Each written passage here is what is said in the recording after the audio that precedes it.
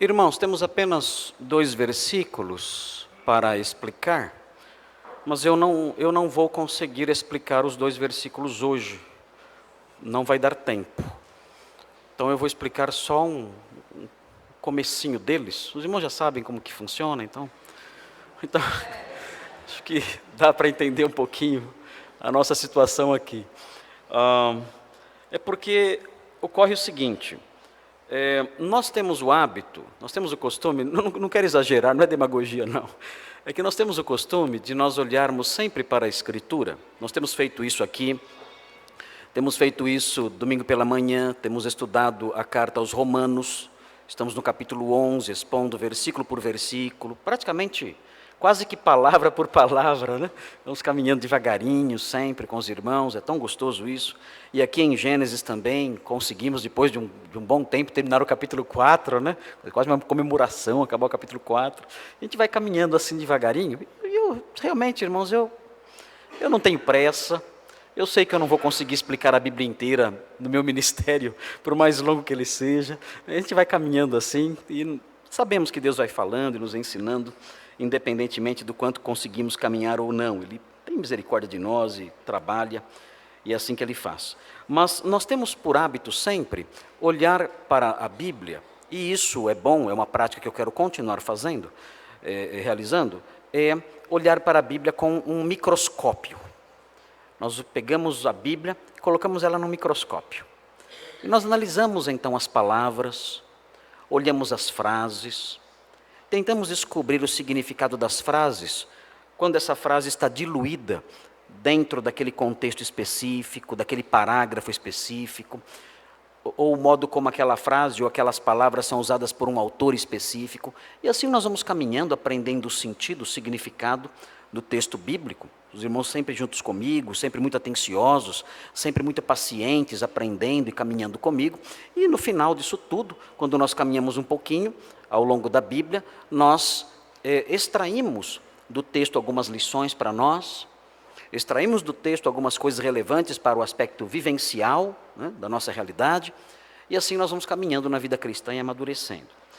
Mas eu gostaria de hoje, antes de pegar o microscópio, eu gostaria de pegar o telescópio hoje.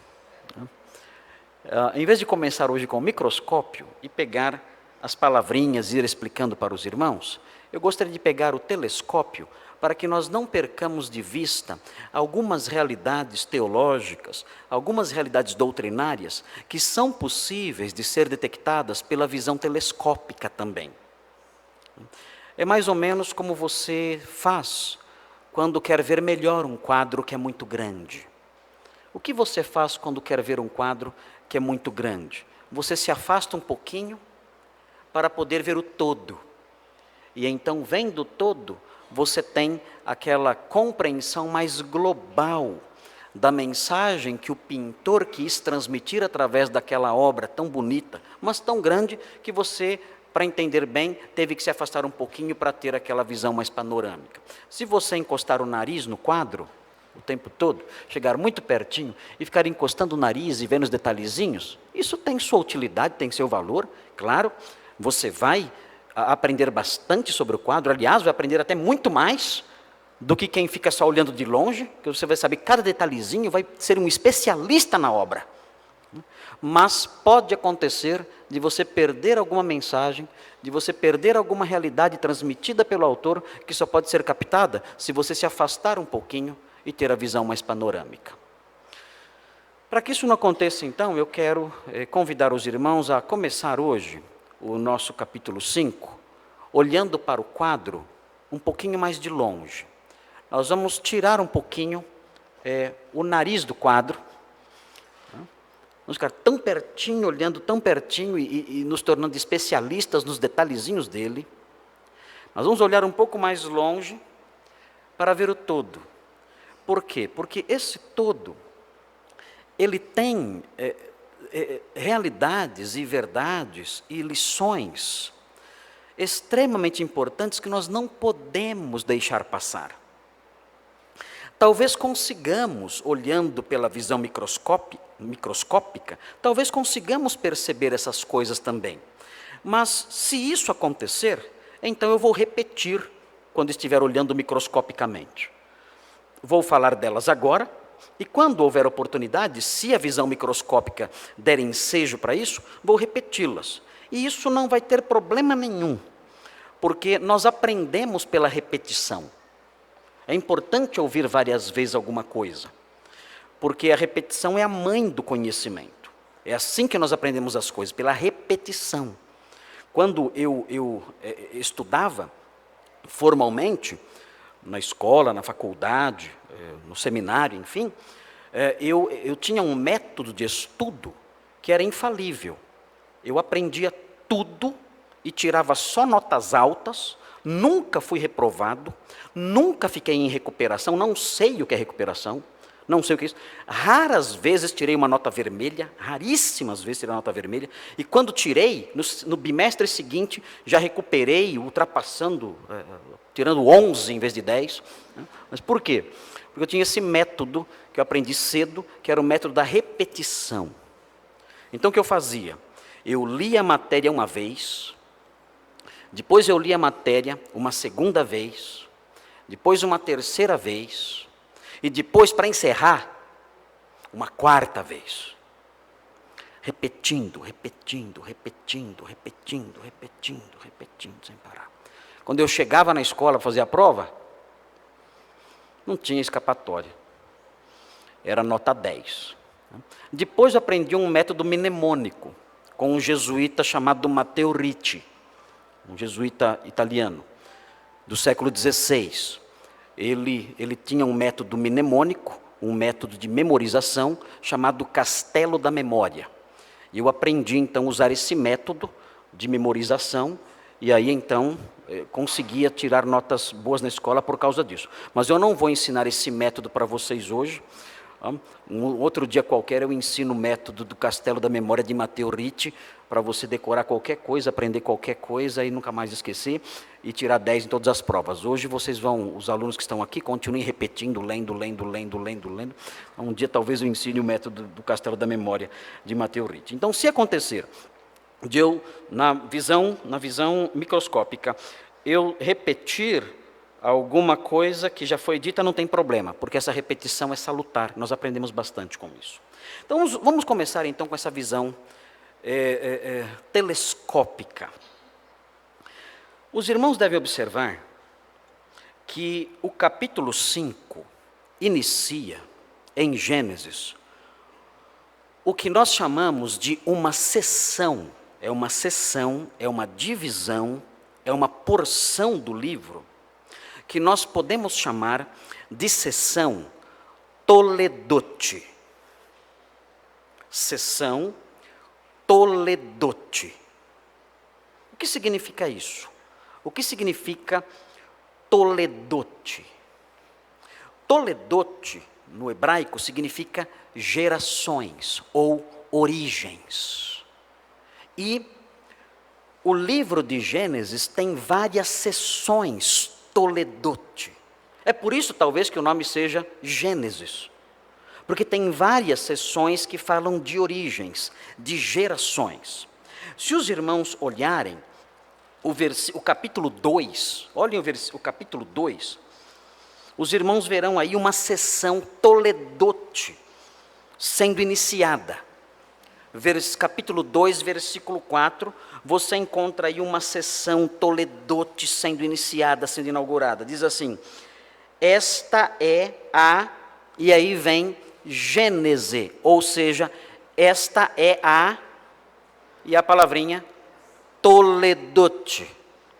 E aí então começa essa seção Toledote, que vai se estendendo e chega até o capítulo 5. E no capítulo 5 nós temos então mais uma seção Toledote. E a seção Toledote começa: este é o livro da Toledote. É mais uma seção Toledote. E aí você prossegue e você chega no capítulo 6. E chegando no capítulo 6, você chega no versículo 9. 6, 9. Quando chega no versículo 9 do capítulo 6, você percebe que se iniciou uma outra seção Toledote. Eis a história de Noé, ou eis a Toledote de Noé. E aí começa uma outra sessão Toledote.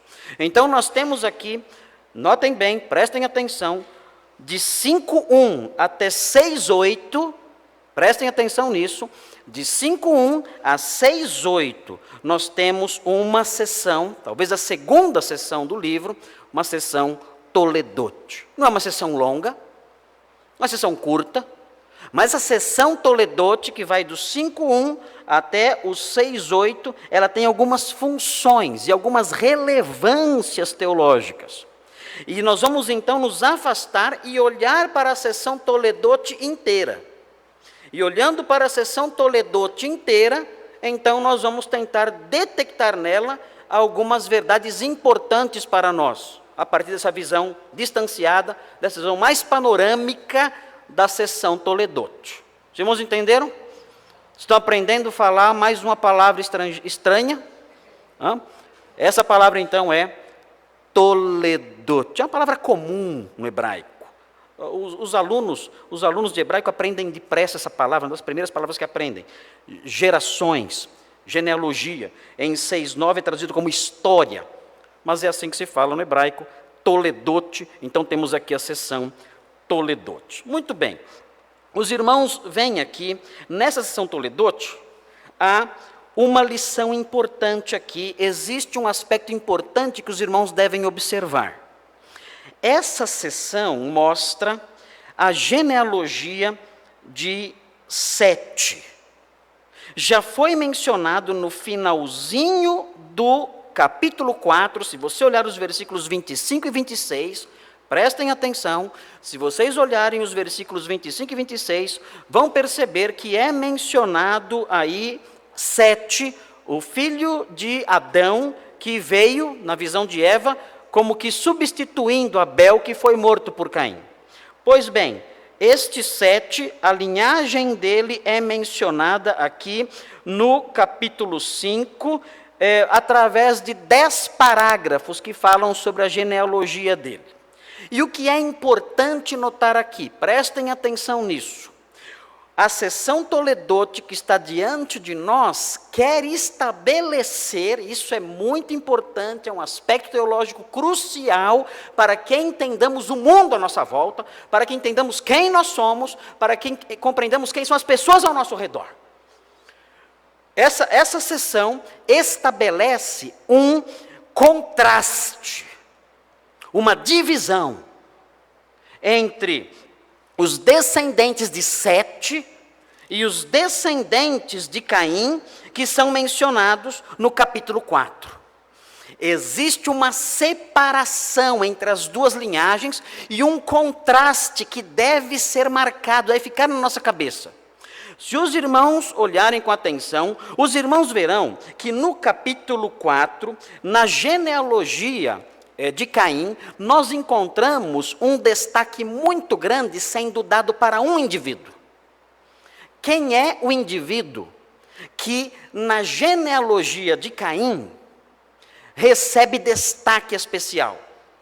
É um indivíduo cruel, soberbo, um bígamo, alguém que não respeitava a palavra de Deus em relação ao casamento, um assassino orgulhoso daquilo que ele fazia, e o seu nome era Lameque. Esse é o destaque que é dado no capítulo 4 para os descendentes de Caim.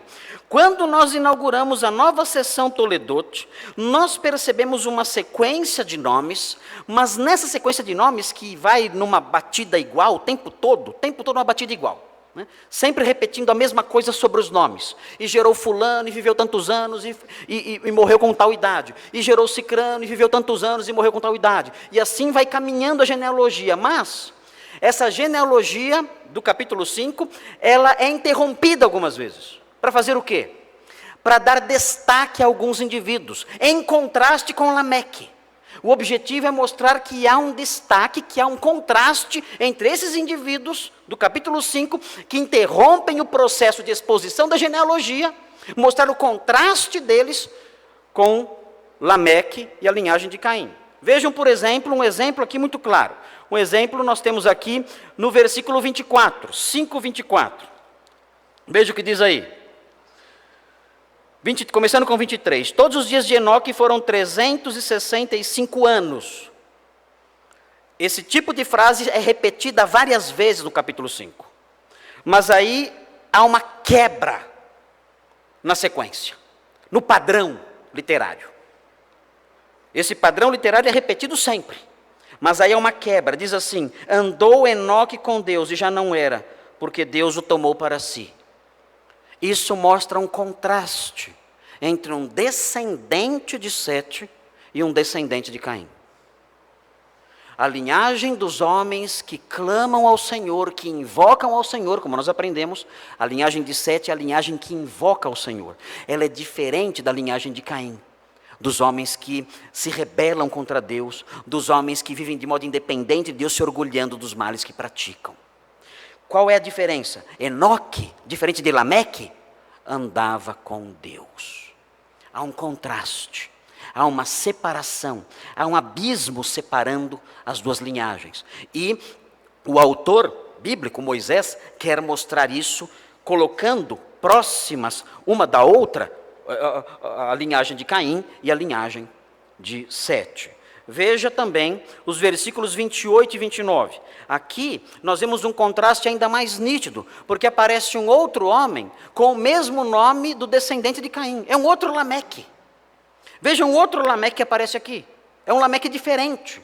Tem o Lameque que descende de Caim e tem esse outro Lameque. Vejam esse outro Lameque quem é. Diz o versículo 28. Lameque viveu 182 anos e gerou um filho. E pôs-lhe o nome de Noé. Esse Lameque é o pai de Noé, o famoso Noé. Já fizeram até filme sobre ele. Filme tudo errado. Né? Absurdos filmes. Dá vontade de botar fogo no cinema. Né? Mas não somos terroristas, somos cristãos não muçulmanos. Então a gente não botou fogo no cinema. Mas um absurdo que fizeram com Noé. É um crime que fizeram com Noé. Mas enfim, esse aqui é o pai de Noé. Vejam o que diz. O texto diz que ele pôs o nome no filho de Noé e disse. Vejam, esperança. É um descendente de Sete. É um homem que clama a Deus, que espera em Deus, que ama a Deus. Ele diz: este nos consolará dos nossos trabalhos e das fadigas de nossas mãos, nesta terra que o Senhor amaldiçoou. Tinha esperança de que Deus levantaria alguém para libertar o seu povo do sofrimento naquela terra difícil marcada pelo pecado. Se você continua nessa sessão Toledote, você chega no finalzinho da sessão Toledote, no versículo 8. E o que diz o versículo 8? 6:8 diz assim: porém Noé achou graça diante do Senhor. É um contraste imenso, gigantesco, entre a linhagem de Caim e a linhagem de Sete. A linhagem dos homens que se gloriam do mal, que praticam o mal e se orgulham disso. E os homens que clamam, que invocam ao Senhor, que andam com Ele, que têm esperança nele e que acham graça diante dos olhos dele. E nós percebemos isso quando nos afastamos e olhamos para a sessão Toledote de longe. E isso deve nos transmitir uma lição muito importante. O que a Bíblia quer mostrar aqui para nós, irmãos, é que há uma grande distinção entre os homens de Deus e os homens que não temem a Deus. Vamos dizer, pastor, mas isso eu já sei. Ótimo, é bom que você saiba. Mas qual é a relevância disso, dessa lição tão evidente, dessa lição tão óbvia, dessa lição tão clara? Qual é a relevância disso para nós, os crentes, no século 21? A relevância é a seguinte, irmãos: nós temos vivido dias em que as igrejas, os pastores e os crentes estão trabalhando para reduzir essas distinções. Reduzir esta separação, esse abismo que há entre os descendentes espirituais de Caim, homens que não temem a Deus, e os descendentes espirituais de Sete, homens que invocam o nome do Senhor. Há um trabalho realizado por evangélicos, por pastores, por certos movimentos, certos autores, certos escritores, que dizem o seguinte: olha, nós temos que nos aproximar dos incrédulos e temos que falar a língua deles. Temos que, de certo modo, nos igualar a eles, diminuir a distância entre nós e eles. Então nós temos que fazer o quê? Nós temos que mudar o nosso culto, nós temos que mudar o nosso sermão, nós temos que mudar o nosso louvor, nós temos que mudar a nossa linguagem, o nosso comportamento, o nosso modo de vestir. Os incrédulos devem olhar para nós e devem dizer assim: vejam, eles são como nós, eles não são ETs, eles são como nós. E dizem que essa distância e essas diferenças devem ser diminuídas com que objetivo? Com o objetivo de ganhar almas. Esse é o objetivo. Na verdade, isso é uma grande lorota. As pessoas que querem destruir as diferenças, os evangélicos que fazem isso, na verdade, eles apenas amam o mundo, só isso, só isso. Eles amam o mundo e querem fazer o que o mundo faz. Então, por isso, adotam esse discurso que parece piedoso, mas é um discurso mentiroso. E o que é curioso notar nisso, nesse tipo de processo, em que a igreja vai fazendo concessões, e vai mudando, e vai se mundanizando, e vai abraçando linguagens, e modos de agir, e certas práticas cultuais, e coisas assim que vão igualando a igreja com o mundo. É interessante notar que nesse processo, o mundo, ele não cede 1 centímetro sequer. O mundo, ele não caminha na mesma direção, dizendo: vamos tentar também adotar alguns valores deles, e algumas práticas deles, e alguns costumes dos crentes, para que a gente também se aproxime um pouquinho. Não, isso não. A mudança, a aproximação, as concessões sempre são do nosso lado. Sempre. Por que isso tem acontecido na igreja moderna? Porque a igreja moderna, ela não tem conhecido, ela não tem construído a sua mentalidade a partir da realidade bíblica de que existem 2 povos separados. 2 linhagens espirituais distintas, que não têm relação nenhuma entre si, nenhuma. E, na realidade, estão separadas por uma barreira que deve ser mantida e não destruída, que deve ser protegida e não removida, mas deve ser mantida com todas as nossas forças. Nós não podemos ceder um passo sequer nos igualando com os incrédulos, não podemos fazer isso. Temos que manter a distinção. Vocês são da linhagem de Caim. Vocês são o Lameque, filho de Caim. Vocês se orgulham no mal. Vocês se ensoberbecem na prática daquilo que desagrada a Deus. Nós não. Nós somos os homens que invocam o nome do Senhor. Nós somos como Enoque. Nós andamos com Deus. Nós temos esperança nele, nós achamos graça diante dos seus olhos, nós somos outro tipo de gente, nós não temos nada que ver com vocês, nada. O nosso modo de vestir até é diferente, a nossa linguagem é diferente, o modo como nós nos tratamos e tratamos os outros é diferente.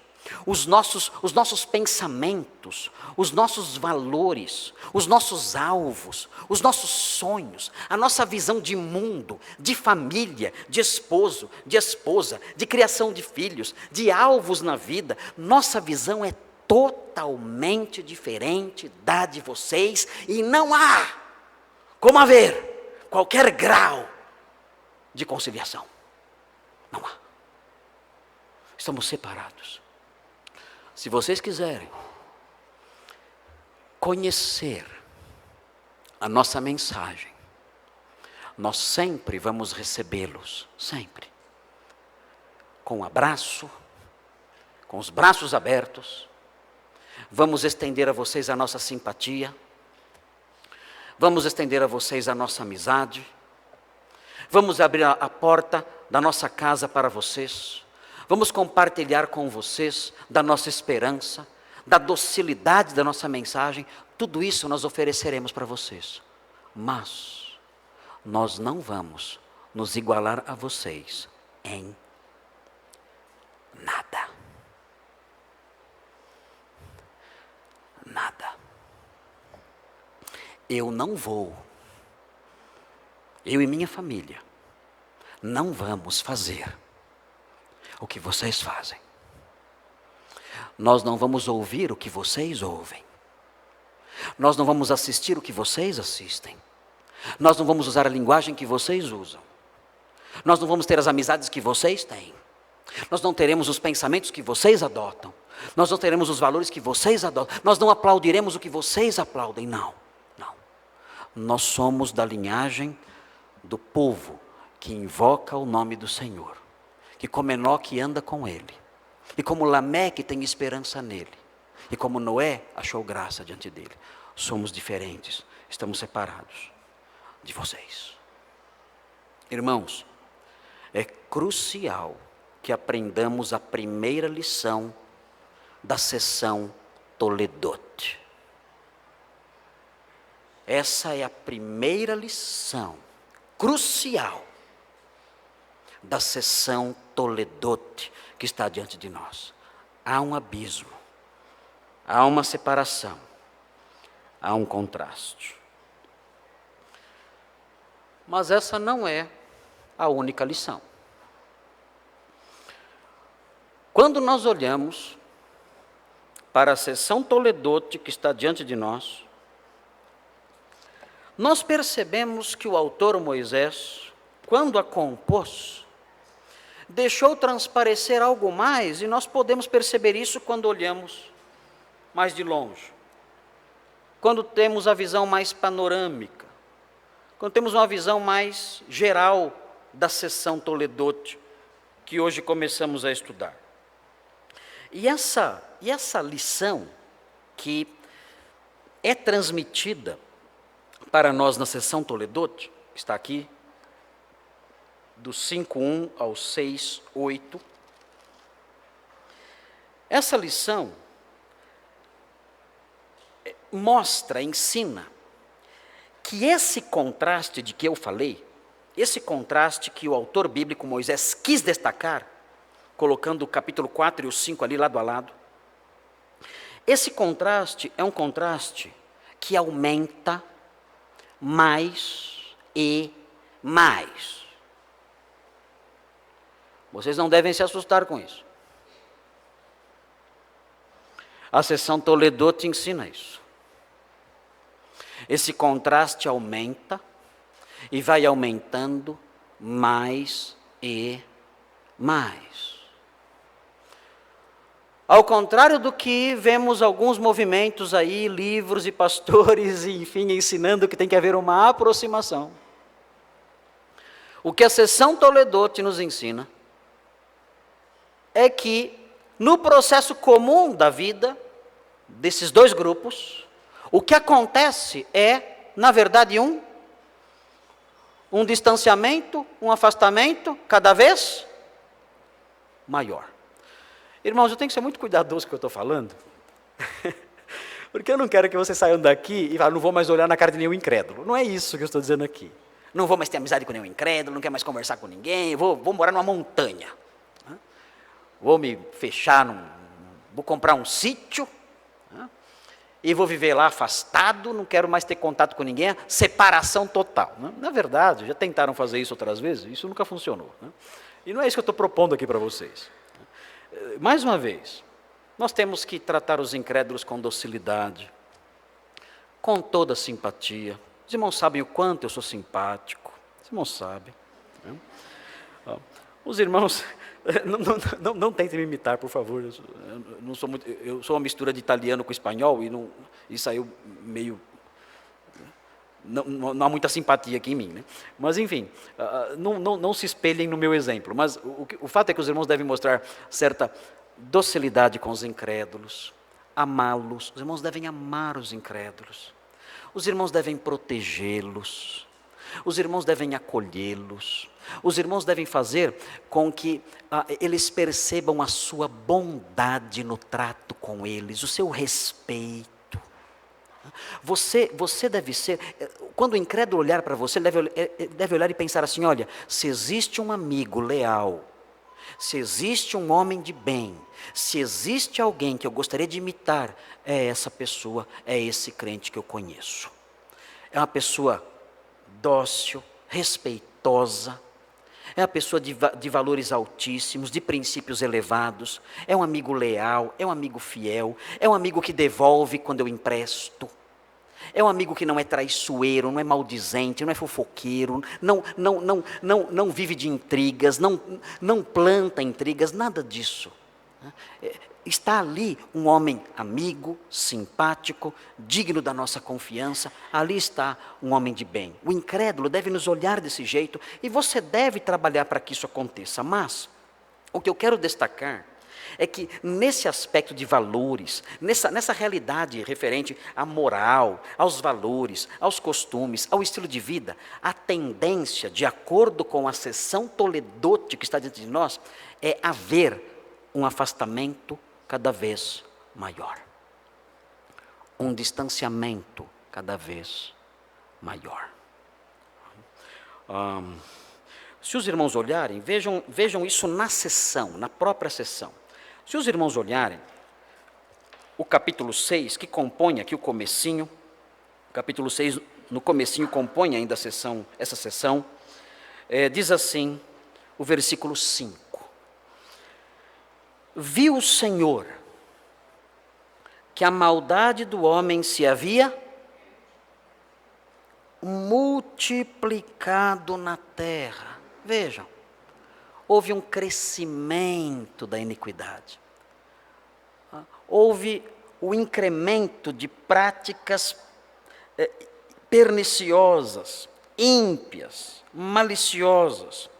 E o texto continua, vejam o estado a que chegaram aqueles homens, e que era continuamente mau, todo desígnio do seu coração.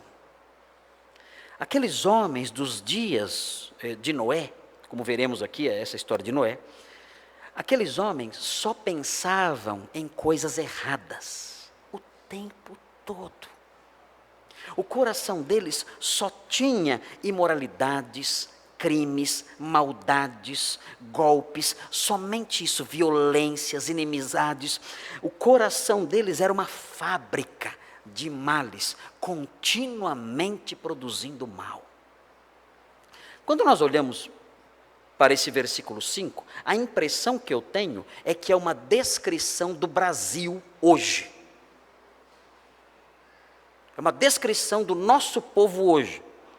A maldade se multiplica e o coração, os desígnios do coração são maus continuamente. E aí na sequência nós nos deparamos com Noé. Vejam o 8, porém, olha o contraste. Porém, aqueles homens só pensavam no mal, maldade multiplicada. Porém, versículo 8, Noé achou graça diante do Senhor. É um contraste maior, ainda maior. Vejam versículo 9. Eis a história de Noé. Começa aí uma outra toledote.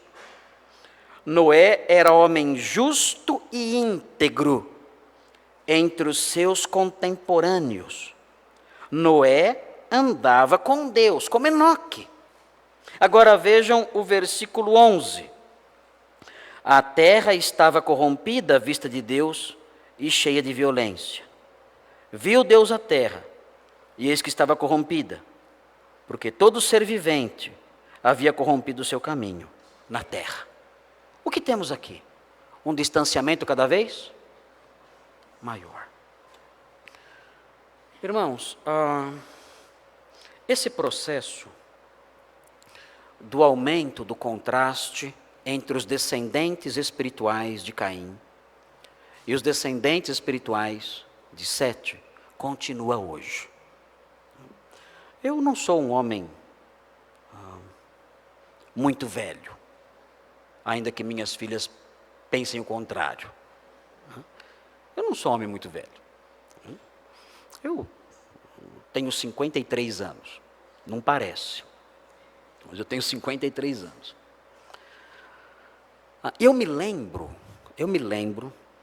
quando eu era jovem, como eram os filhos que não honravam os pais, que eram desrespeitosos com seus pais. Eu me lembro como eles eram. Eles tinham lá o seu modo de agir, que mostrava desrespeito, que mostrava a disposição para desonrar. E eu via essas coisas, e isso nos impressionava, o modo como eles eram respondões, o modo como eles eram desobedientes. E essas coisas sempre existiram. Mas quando nós comparamos, hoje, o filho que desrespeita o pai, com o filho que desrespeitava o pai, há 20 ou 30 anos atrás, nós nos deparamos com exemplos e com realidades com as quais eu, na minha juventude, nunca sequer sonhei. Nem nos meus piores pesadelos. Eu conheci uma moça, ela era uma moça que tinha por hábito fazer brincadeiras de duplo sentido, brincadeiras imorais. A Bíblia fala sobre esse tipo de brincadeiras. Em Efésios, no capítulo 5, se você faz esse tipo de brincadeiras, o apóstolo Paulo em Efésios fala com você. Veja Efésios, no capítulo 5. Era o problema dessa moça, essa moça tinha esse problema. Efésios, capítulo 5. Logo depois de Gálatas, você encontra Efésios. No capítulo 5, versículos 3 e 4. Veja o que o apóstolo Paulo fala aqui, nesse texto, sobre essas brincadeiras de duplo sentido que são tão comuns hoje em dia. Hoje nós não podemos assistir um programa humorístico. Não podemos. Porque as brincadeiras todas são brincadeiras de duplo sentido, são brincadeiras imorais. As pessoas, nas suas brincadeiras, no seu trato umas com as outras, fazem isso o tempo todo, como se isso fosse normal.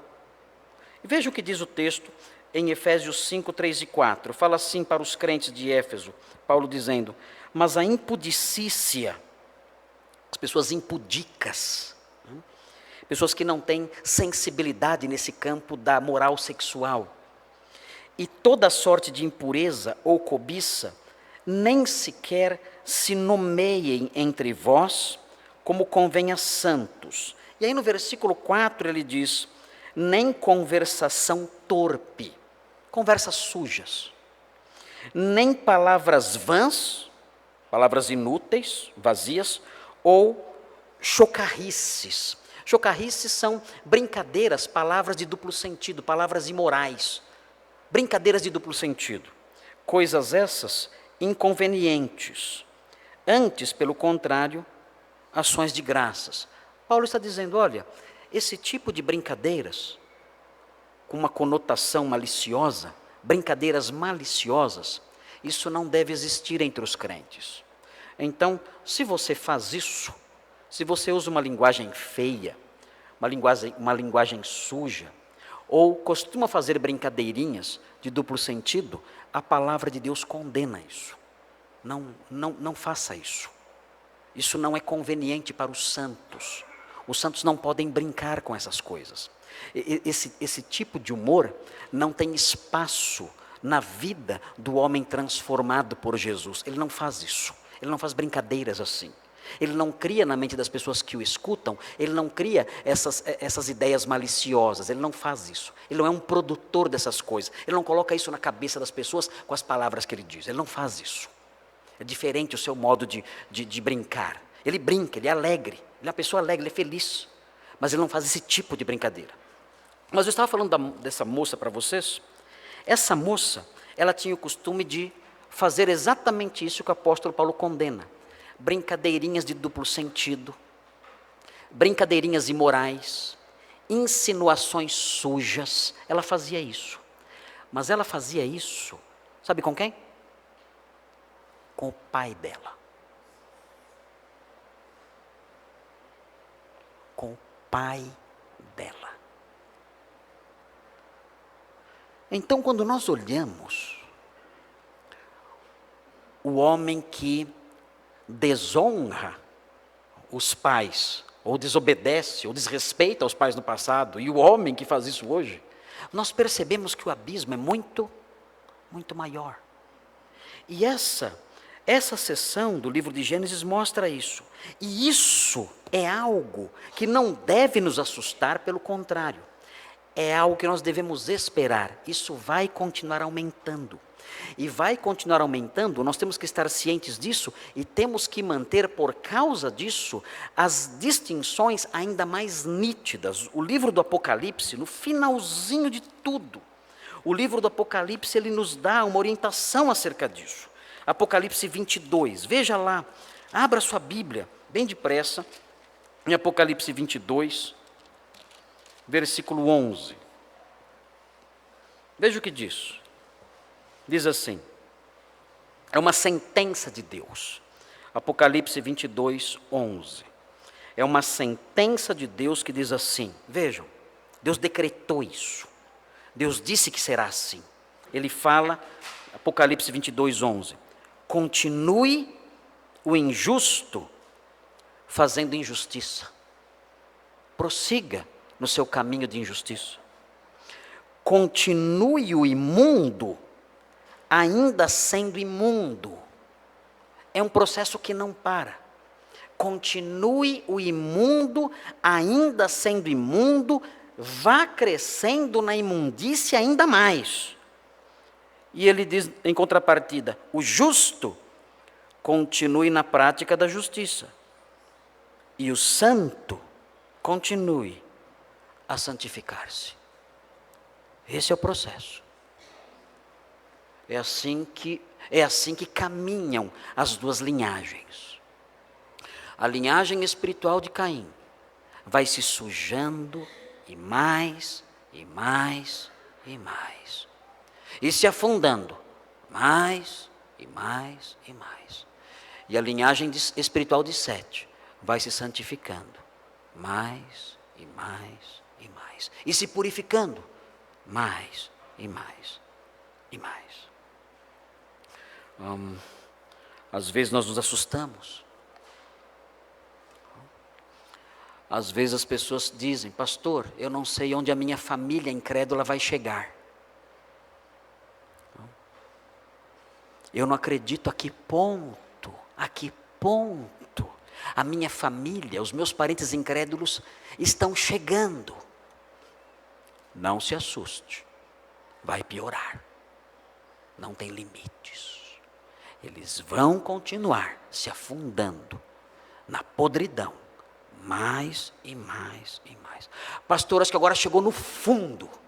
Agora chegou no fundo do poço. Chegou no fundo, eles vão cavar. Eles vão cavar para afundar mais, mais e mais. A separação é cada vez maior. O oposto é cada vez maior. Pessoas que antes não aceitavam certas práticas, hoje as aceitam como normais. Pessoas que antes abominavam certos comportamentos, hoje os adotam e os defendem. E assim vão caminhando, cada vez mais distantes da verdade. E os santos crescendo em santidade, crescendo em pureza, crescendo na perfeição espiritual, na imitação de Cristo. Não se assuste com isso. Prepare-se para coisas piores, mas esteja ciente disso. Essa distinção que aumenta cada vez mais, eu quero estar do lado certo. Enquanto este lado se afunda, eu quero estar do lado que sobe, que se aperfeiçoa, que se santifica cada vez mais. Esta é a segunda lição da sessão Toledote. É a lição que nós podemos detectar, é a segunda lição que podemos detectar quando olhamos para a sessão de longe. Há uma diferença, há uma barreira, essa barreira tem que ser mantida. E a segunda lição, essa barreira que tem que ser mantida, ela vai aumentando cada vez mais. Não há como evitar esse processo de deterioração e de afastamento das duas linhagens. E há uma terceira lição que emana dessa sessão Toledote. Os irmãos estão acompanhando tudo certinho? Os irmãos estão entendendo o que eu estou falando? Vocês estão acostumados a ficar olhando os detalhezinhos, né? E hoje não estão tendo isso. Mas esperem domingo que vem para vocês verem. Vamos olhar os detalhezinhos domingo que vem. Domingo que vem eu espero acabar até o versículo 2, porque nós temos em Gênesis 5 e 2, nós temos uma visão de mundo, nós temos uma filosofia de vida. Nós temos, nos versículos 1 e 2, nós temos um modo de pensar, que é o modo de pensar dos descendentes espirituais de Sete. E nós temos que olhar para esse modo de pensar e temos que abraçá-lo, se nós somos de fato descendentes espirituais de Sete. Nós temos que abraçar. Então nós não podemos perder as lições dos versículos 1 e 2, que vamos olhar de forma microscópica no próximo domingo. Mas hoje vamos ver agora vamos ver a terceira lição, que emana dessa visão panorâmica, dessa visão à distância. E a terceira visão é a seguinte: há na sessão Toledote, que está diante de nós, existe uma ligação rápida. Uma ligação rápida. É uma ligação resumida entre a criação. O texto fala no versículo 1, Deus criou o homem. É uma remissão ao comecinho, lá de Gênesis, que nós já estudamos a criação do homem, a criação da mulher. É uma remissão a isso. Ele está nos remetendo ao Éden. Gênesis 5:1 nos remete ao Éden, o paraíso. Mas ele faz uma ligação rápida. Quando nós prosseguimos, nós partimos do capítulo 5:1, nós partimos do Éden, e vamos caminhando rapidinho, e bem depressa nós chegamos aonde? Nós chegamos no capítulo 6, no dilúvio. É uma viagem rápida, é uma viagem veloz e resumida, do Éden aos tempos do dilúvio. Por quê? Por que essa sessão Toledote faz isso? Porque ela supre esse link tão rápido entre o Éden e o dilúvio. O que Moisés quer nos ensinar aqui, talvez, com esse recurso tão rápido, tão veloz, é que, apesar de haver no mundo, na história, uma linhagem santa, uma linhagem de homens de bem,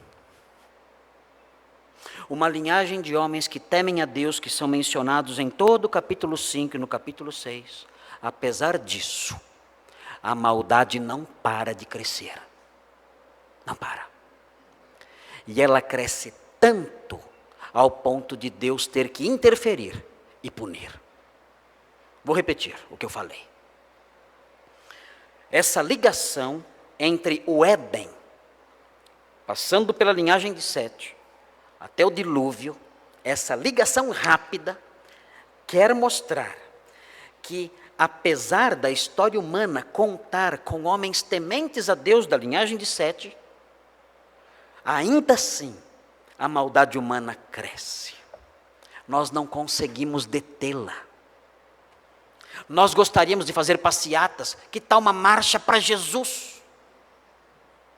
Tolices. Tolices. Nós não conseguimos deter a marcha do mal. Nós não conseguimos deter o avanço da iniquidade, o aumento da iniquidade, o apodrecimento da sociedade, até o ponto, e ela vai chegar, e ela chegou aqui, num ponto em que Deus diz, basta. E nós aprendemos isso aqui. Nós aprendemos que, havendo essa linhagem boa, a iniquidade ainda assim cresce, e cresce ao ponto em que Deus a pune. E isso deve estar na nossa cabeça. O que eu devo pensar? Eu sou da linhagem de Sete. Eu não vou conseguir frear a maldade deste mundo. Vou viver de modo santo. Mas o abismo entre nós vai continuar aumentando cada vez mais. Essa maldade vai se multiplicar e vai aumentar cada vez mais, ainda que eu me santifique, ainda que meu povo se santifique, ainda que os filhos espirituais de Sete se santifiquem, a maldade vai crescer. Mas chegará o momento em que Deus colocará um termo nela. Deus a punirá. Nós, os descendentes espirituais de Sete, nós que somos crentes, temos que lembrar disso. A maldade vai se multiplicar, mas Deus vai interferir. E Deus um dia punirá o mal. Quando os irmãos olham para o discurso de Jesus em Mateus 24, Jesus fala exatamente sobre o capítulo 6, sobre essa sessão, o início, ou o fim dessa sessão, que trata sobre o juízo de Deus contra os homens daqueles dias, em Mateus 24. Veja o que diz Mateus 24, 37. Observem. Jesus diz que isso vai se repetir, a maldade aumentando, o abismo entre os homens santos e os homens ímpios se alargando cada vez mais, e chegando um momento em que a ira de Deus se manifesta. Veja Mateus 24, 37. O texto diz assim: pois assim como foi nos dias de Noé, ele diz. Ele nos remete àquele dia, àquele tempo. Jesus nos remete a Gênesis 6. Ele diz, assim como foi nos dias de Noé, também será a vinda do Filho do Homem. E ele descreve então as pessoas. Ele diz, porquanto, assim como nos dias anteriores ao dilúvio, comiam e bebiam, casavam e davam-se em casamento. É uma descrição dos nossos dias. As pessoas comem e bebem. As pessoas só participam de festas. Na realidade, a nossa sociedade é uma sociedade assim. As pessoas trabalham de segunda a sexta, para no final de semana comer, beber e fazer festa. Só isso. Elas trabalham de segunda a sexta e na sexta-feira vão no Carrefour. O que eles compram no Carrefour? 20 engradados de cerveja. Você fala, quantas pessoas vão na festa? Só 3. Eu, minha esposa e meu filho adolescente. Compram carne da Friboi com papelão ou sem? Não importa. Depois de bêbado, ninguém liga mais. E passam o fim de semana inteiro comendo, bebendo, e festa, e festa, e festa, e farra o tempo todo. Só isso, o tempo todo. Eu moro num bairro residencial. E eu vejo, quando nós vamos no mercado numa sexta-feira, eu vejo as pessoas indo no mercado e enchendo os carrinhos com engradados de cerveja, enchendo. E eu tenho um vizinho, espero que ele nunca assista esse sermão aqui. Eu espero que assista, porque já acerta logo de uma vez. Ele fica na calçada, sentado na calçada com a esposa. E eu passo com o carro, eles estão com uma latinha de cerveja bebendo. Eu passo com o carro, fico meia hora fora, 1 hora fora. Quando eu volto, eu vejo as latinhas de cerveja, não cabem na calçada. Todas as latinhas que já beberam. Saio de novo, eles estão lá ainda. Eu não sei como cabe aquilo na barriga deles. Não sei. Os dois ali, os dois. Ele e ela, os dois. Antigamente só os homens se embriagavam, hoje não. O abismo aumentou. As donas de casa, as senhoras, as mães de família ali com filhos, elas também bebendo, caindo de bêbadas. Nas reuniões de família, comendo e bebendo, até não aguentar mais. Aí chega segunda-feira, vamos trabalhar, para quê? Para ter dinheiro, para a cerveja e para o churrasco de sábado que vem. Está chegando. Vamos, mas segunda-feira, vamos trabalhar. Esse é a nossa razão da vida, é a nossa razão de viver. Nós vemos para isso, comer, beber e farrear. É assim que esse é o sentido da vida, é isso que nós vamos fazer. E fazem isso o tempo todo. E o texto descreve essas pessoas. O texto fala delas. O texto descreve aquelas pessoas do supermercado. O texto descreve aquelas pessoas que empurram o carrinho ali na fila que você vê. O texto descreve os meus vizinhos.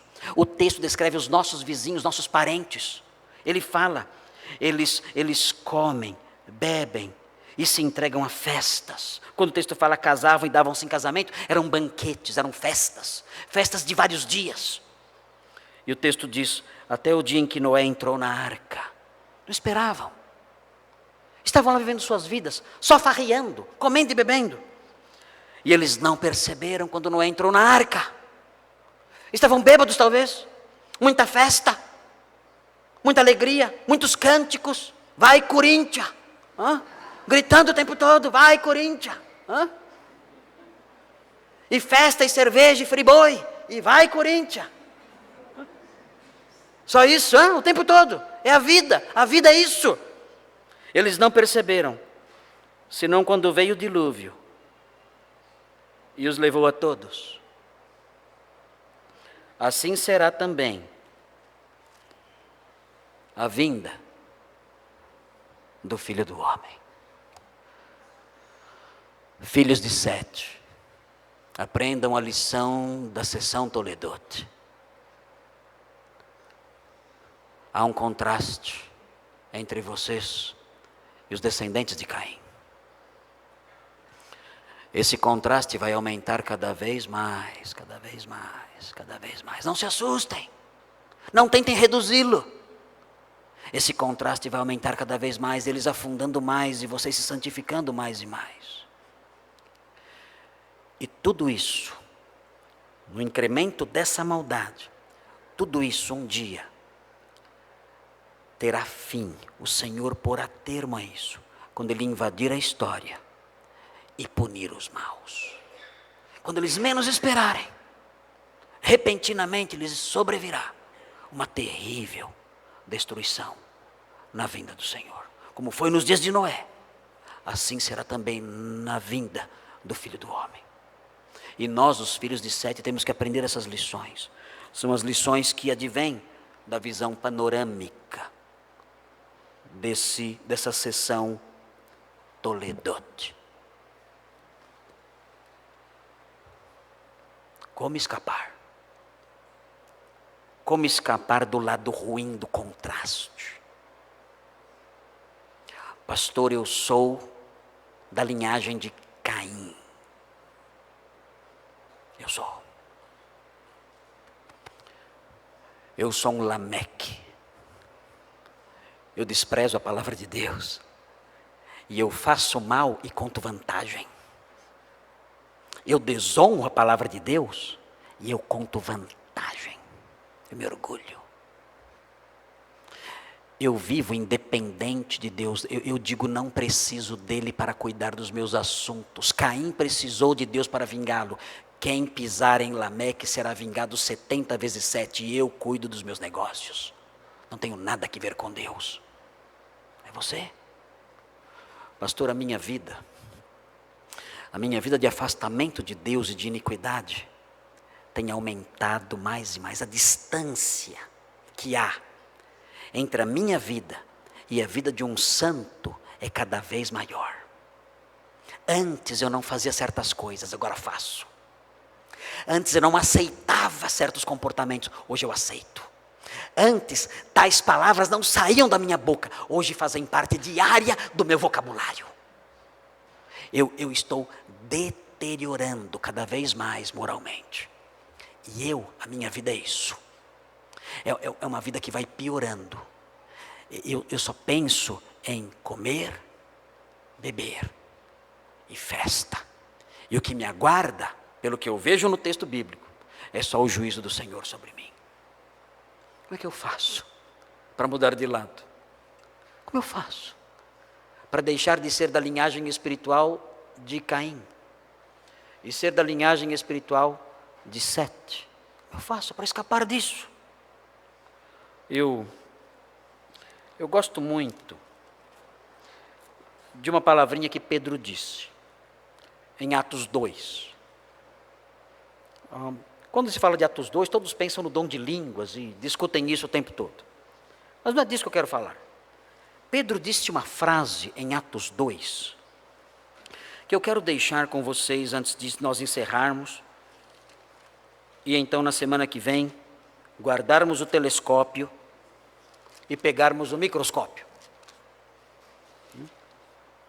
É Atos 2, nós vamos encerrar aqui, versículo 40. Irmãos devem se lembrar que houve em Atos 2 a narrativa da vinda do Espírito Santo sobre a igreja. E depois que houve essa manifestação da vinda do Espírito Santo sobre a igreja, Pedro fez uma pregação que começa no versículo 14 de Atos 2, e é uma pregação em Atos 2, em que Pedro alerta aquele povo, dizendo que aquilo que estava acontecendo era um sinal do juízo de Deus, que aquilo que eles estavam ouvindo, aquelas línguas que eles estavam ouvindo, era um sinal do juízo de Deus que estava chegando.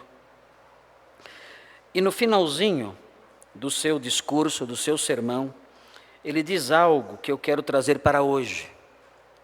Ele diz assim, o texto diz no versículo 40, 2:40, fala assim: com muitas outras palavras, Deus deu testemunho, falando de Pedro aqui, com muitas outras palavras deu testemunho. Parece que Pedro pregou bastante, foi um longo sermão. Nós temos aqui no capítulo 2 algumas coisas que ele disse, mas o versículo 40 fala que ele falou muito mais, pregou longamente, por muito tempo. E ele os exortava, ele falava aos incrédulos, aqueles que eram descendência espiritual de Caim, que desprezavam as coisas de Deus, que haviam rejeitado o Messias, rejeitado sua palavra. Ele disse a eles: salvai-vos desta geração perversa.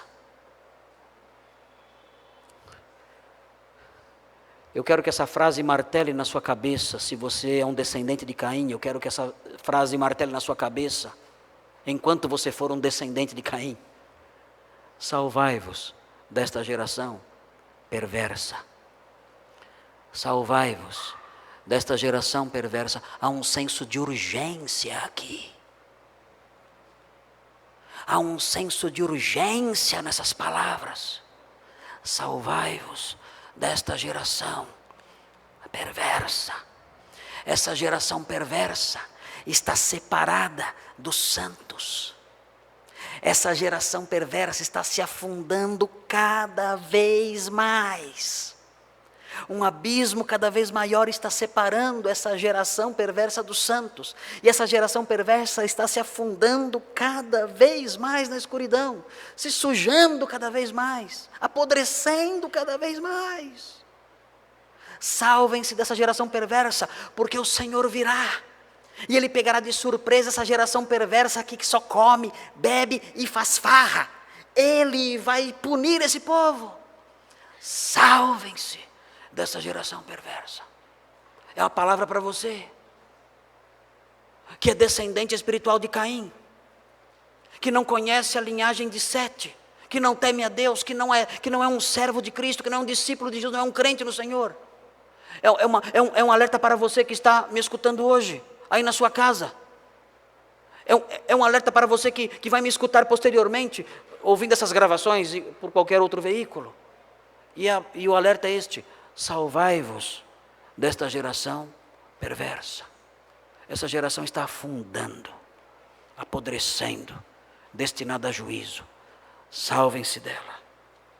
Versículo 41 diz: então, os que lhe aceitaram a palavra foram batizados, havendo um acréscimo naquele dia de quase 3.000 pessoas. Como eles se salvaram daquela geração perversa? O texto explica: eles aceitaram a palavra. Há uma palavra de Pedro falando hoje. Arrependam-se e recebam o Salvador. Arrependam-se e beijem o Filho. E se curvem diante do Filho. Aproximem-se dele. E digam: Senhor, eu tenho andado.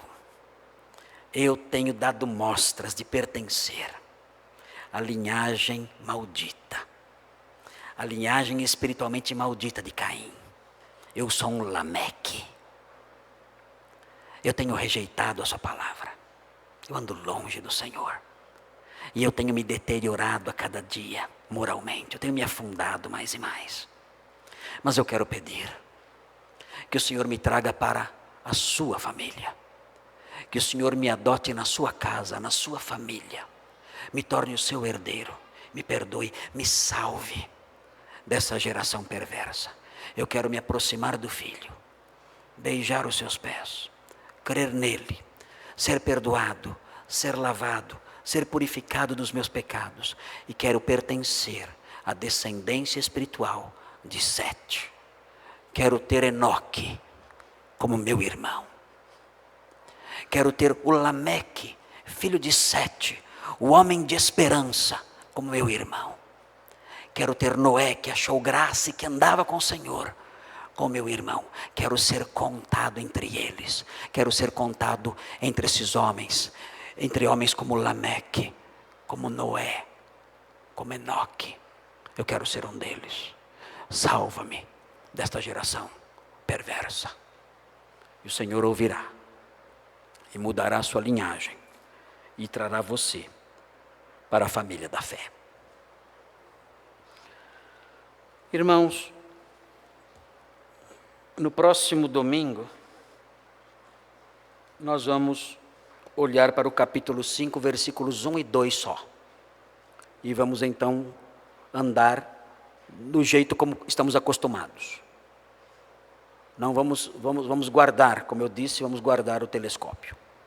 Vamos pegar o microscópio já velho e surrado, e vamos voltar para cada palavrinha, e vamos ver o que esses 2 versículos têm a nos dizer.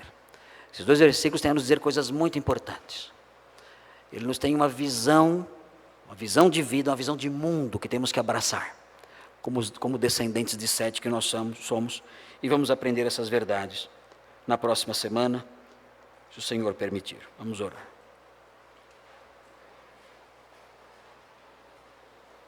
Senhor Deus, obrigado porque o Senhor dividiu a humanidade entre aqueles que são da cidade do Senhor e aqueles que são da cidade de Caim. Ó Deus, nós agradecemos porque o Senhor nos salvou, nos tirou dessa geração perversa e nos inseriu na sua família, nos inseriu no seu povo, e hoje nós podemos andar com esperança. Deus, obrigado por isso. E queremos suplicar que o Senhor nos abençoe, para que nos santifiquemos mais e mais, mostrando cada vez mais a distinção que há entre nós e os filhos deste mundo. E, ó Deus, que também preservemos essa barreira que há, mostrando a todos que somos diferentes, que somos um novo povo, uma nova raça, herdeiros do céu. Senhor, eu peço por todos os ouvintes que estão aqui hoje, as pessoas em casa e outros que ouvirão isso tudo, quero pedir que o Senhor trabalhe no coração de todos.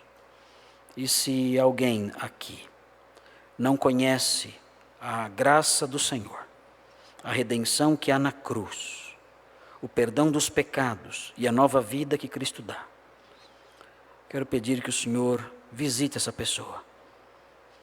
Visite essa pessoa com a docilidade do seu espírito.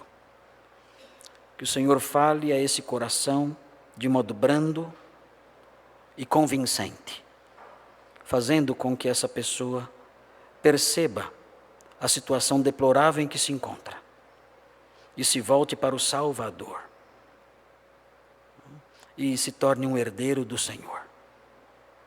E seja salvo. E salve-se dessa geração perversa. Nós pedimos isso juntos em nome de Jesus. Amém.